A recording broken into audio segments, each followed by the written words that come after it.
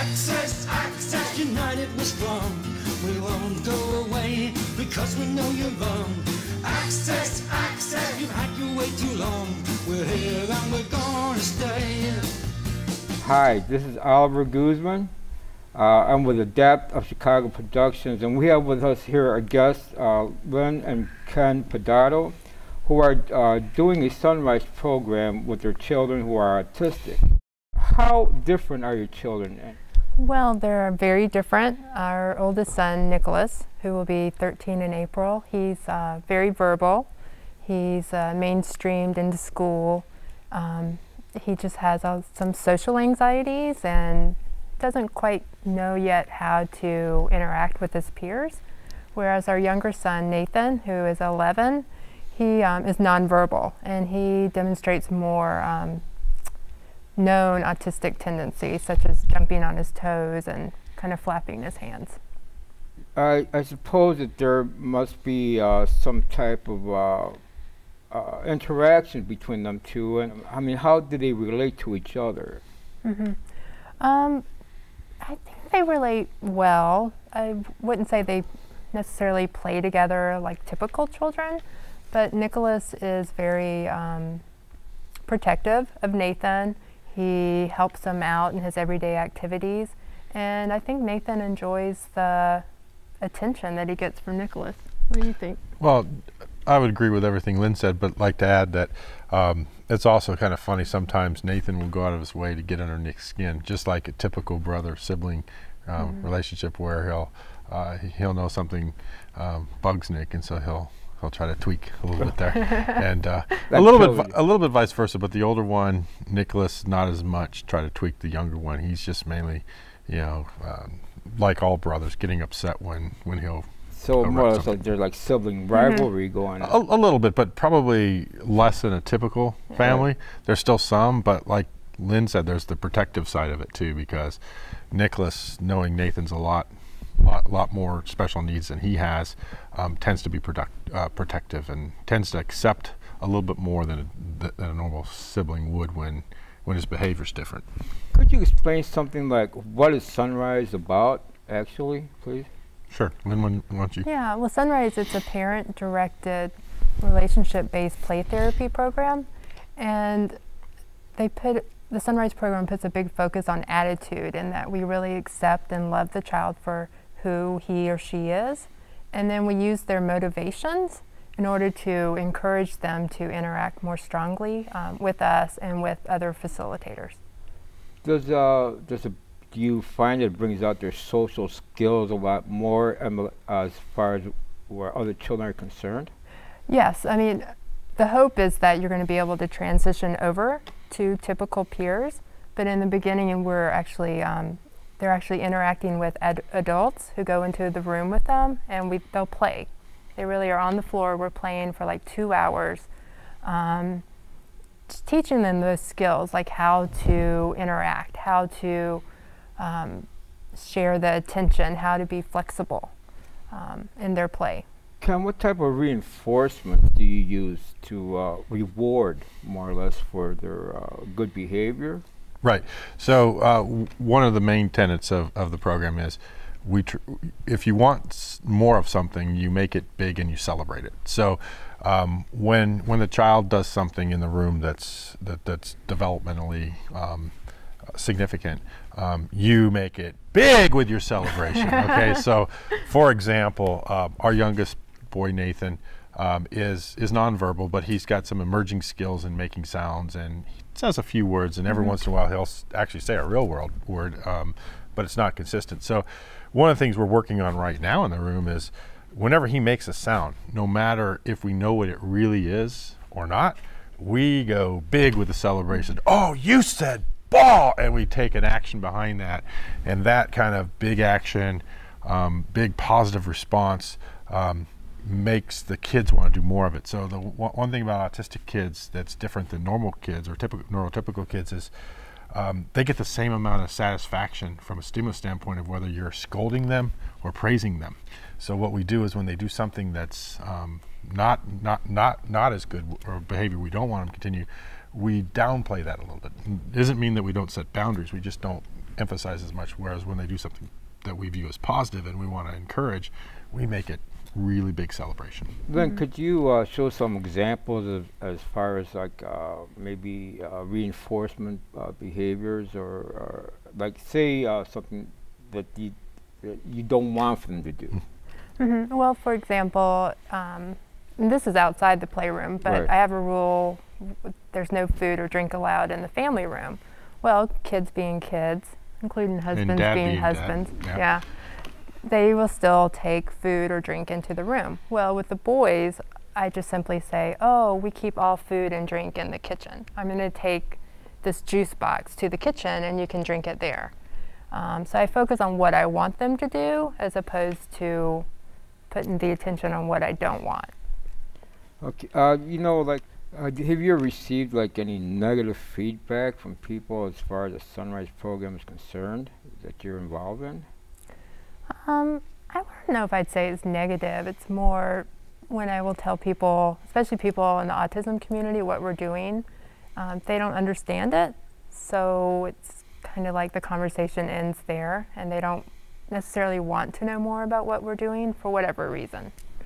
Well, yeah, so I think there's there's literally thousands of different treatments and techniques that have had some reasonable amount of success with autistic children.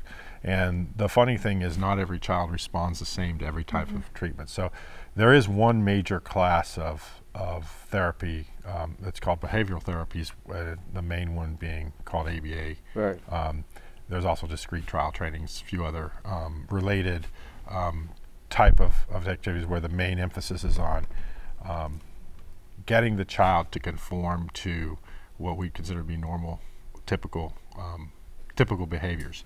And they've done a lot of scientific studies that show increases in IQ and stuff like that.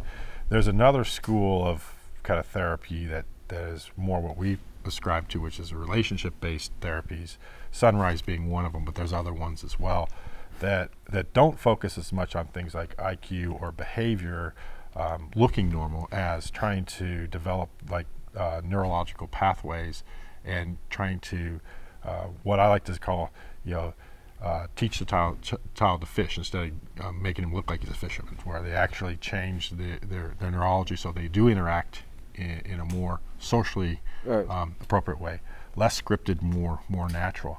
And there's a big disagreement between the two different schools of thoughts. I think the scientific community, for the most part, and those that ascribe to the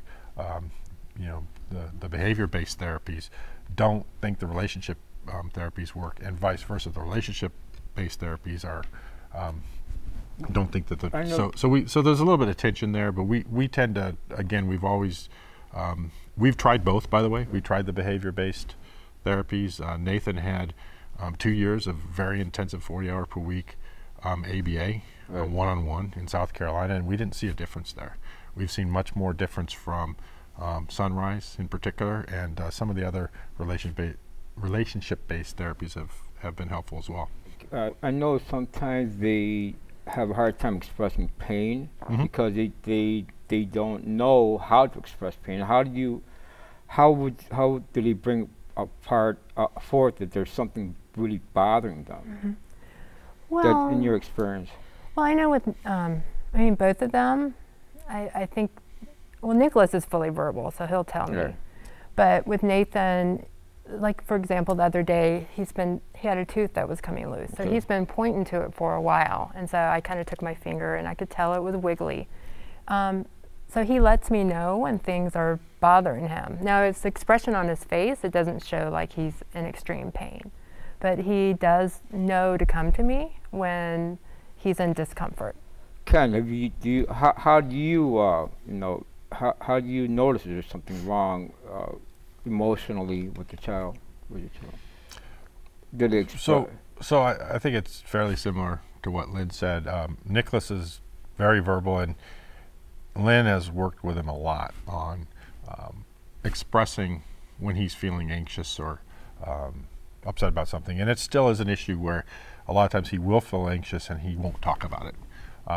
But like I said, she's done wonders just through dialoguing with him and helping him work through that.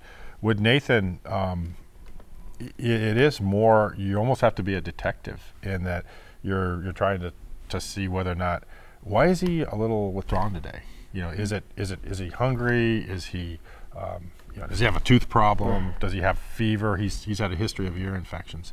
And so it is a bit more of a challenge, and we just try to be in tune with them. I mean, as they get older, do you think your approach is going to have to change as they age, or as they, you know, let's say, especially when they're starting to go into high school now? Mm-hmm. I mean, they're gonna run into different social cliques. So Mm-hmm. I mean, so do you think that your approaches is going to be different?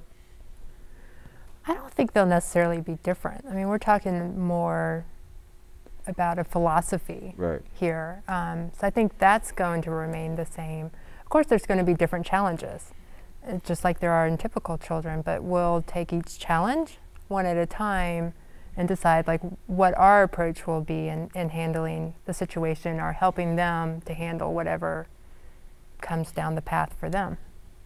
No, I agree. And you know, one thing that gives me a lot of hope is that even though both our children aren't where we'd like them to be developmentally, Nicholas, the older one's certainly much closer than Nathan is, there's no magic date that says, hey, if they're not completely remediated from autism by age 15, they're not going to get any better. That's just not true. There are people who are in their 60s and 70s with this neurological disorder that, if they're worked with in the right way, can make improvements. Now, obviously, it's better to do things at a younger age, and so, you know, we would like to get as much progress as we can now while they're still young, and we'd like to make the progress before they get to be adults, and they may be a little bit harder to handle from a physical standpoint.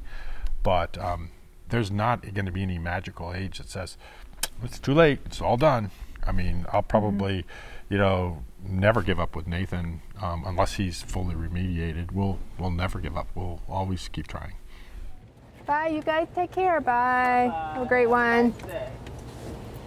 Bye, Nate.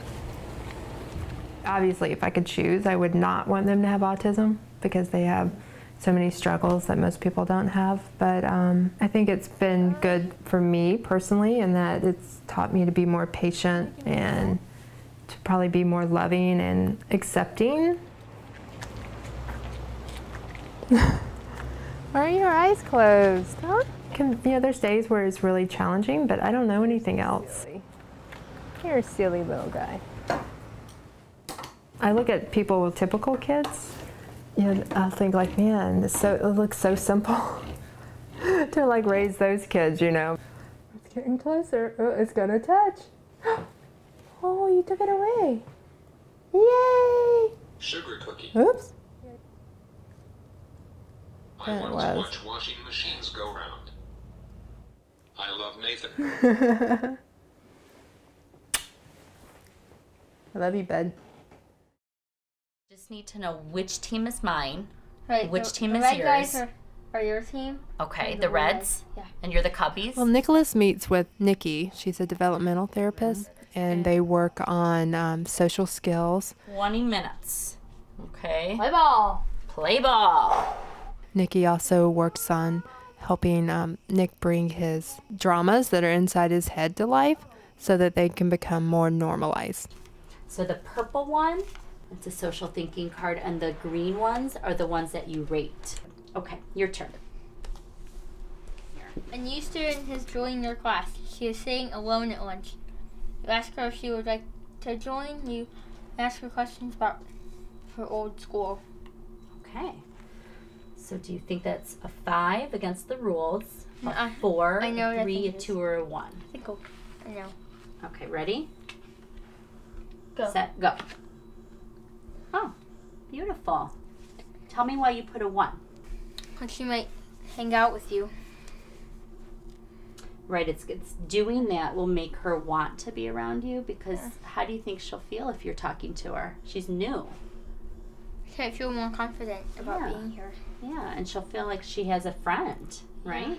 What type of training do you have to be a Sunrise?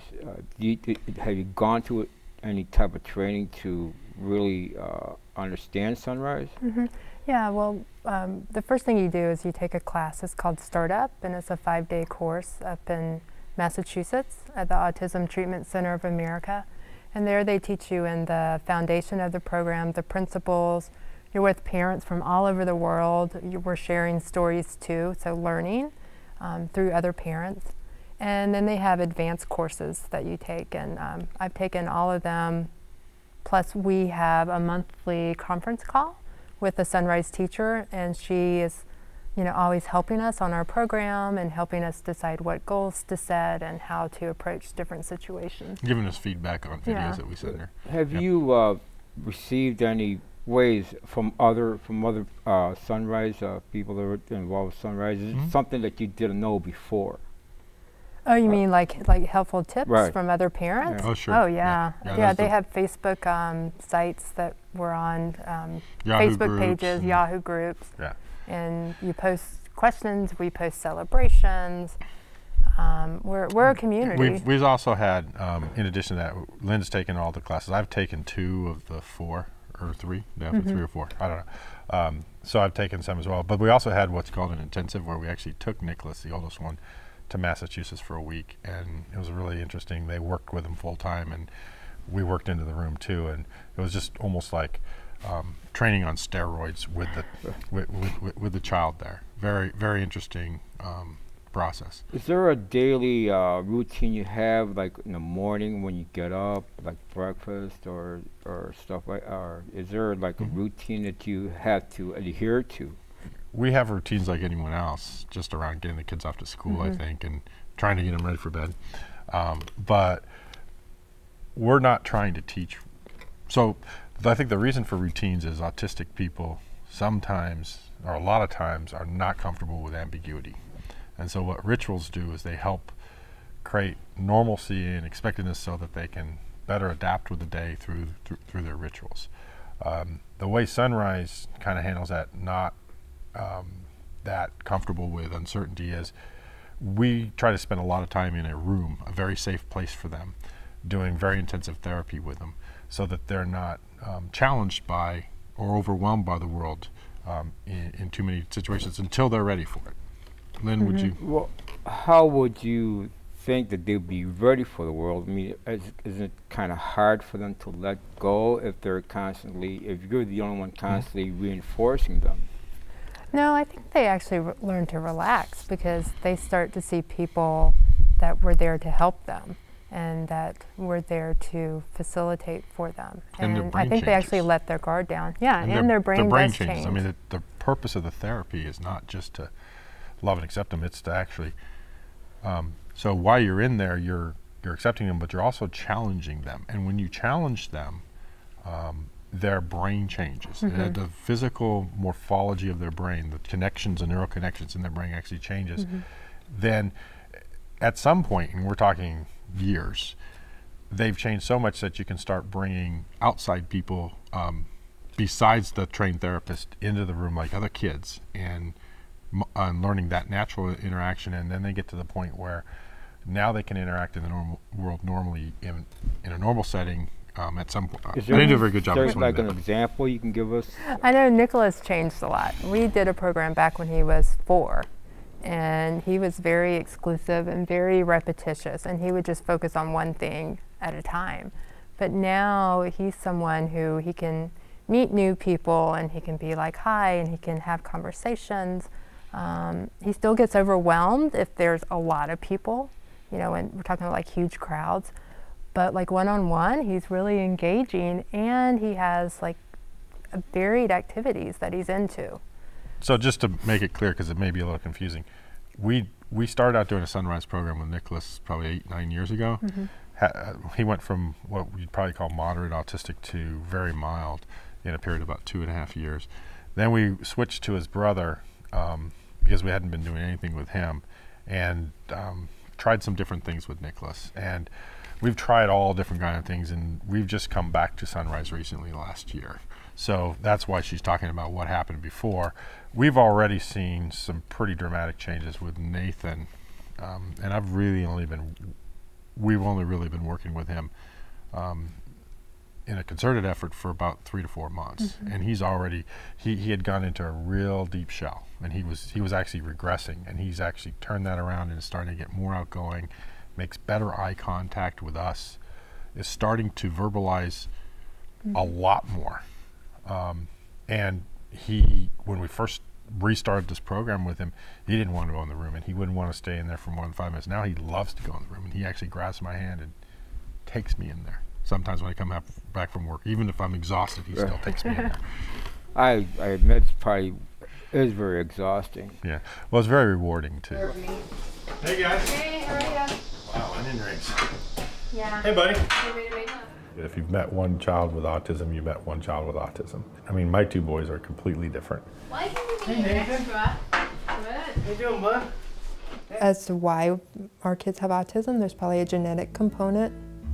Don't know from which side, don't really care. I never feel like I'm able to give both boys the amount of attention that they deserve with respect to autism.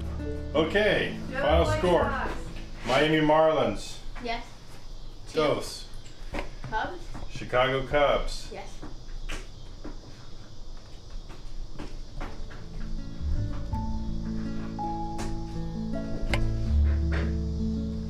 The Cubs won again. Cubs win.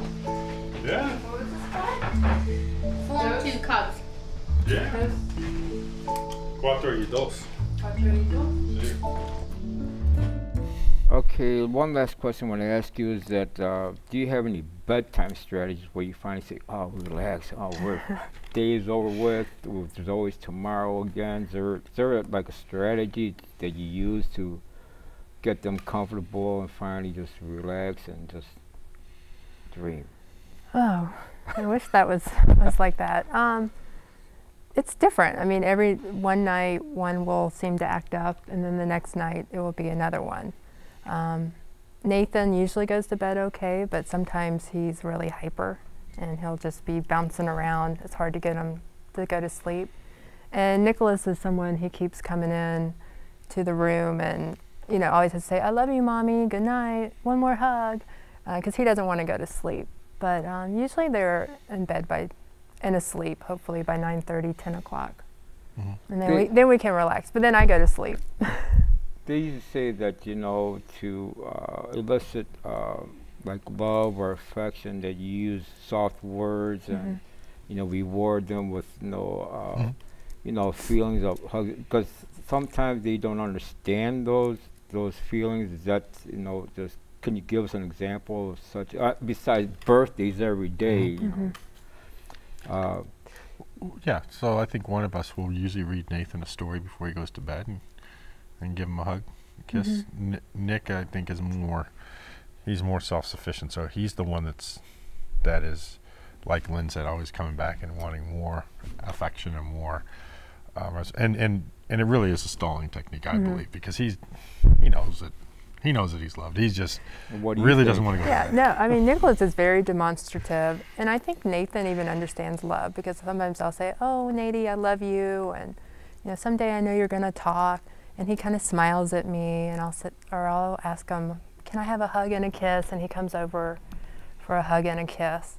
So I think he understands it. I just think it's more challenging for him to show it because of gross motor issues.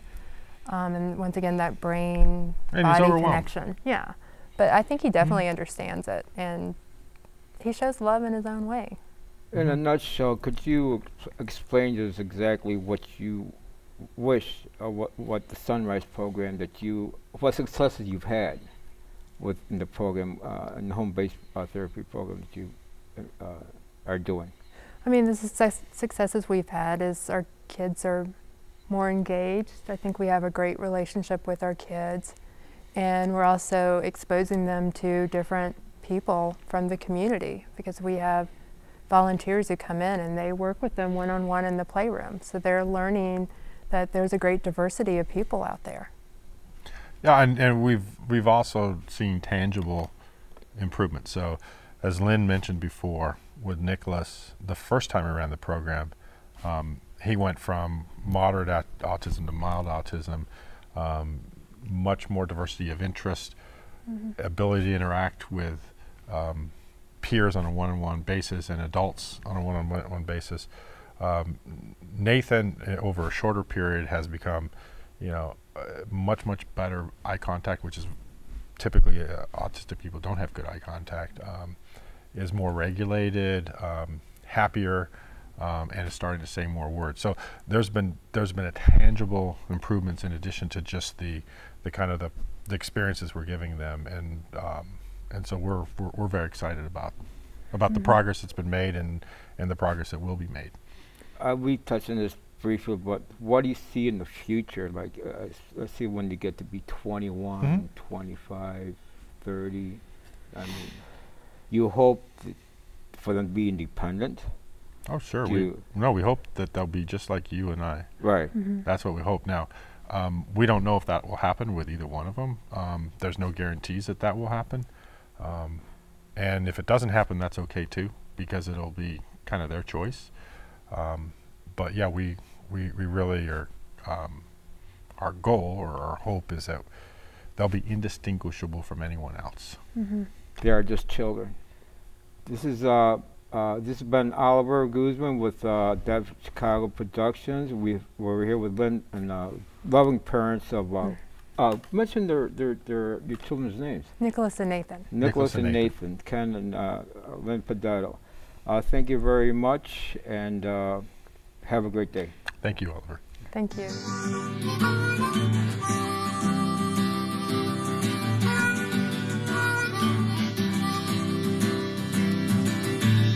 One choice isn't right. Choice isn't right. Choice isn't right in my life. I don't want your charity. Are you to be paid to care for me? I want choice isn't right in my life.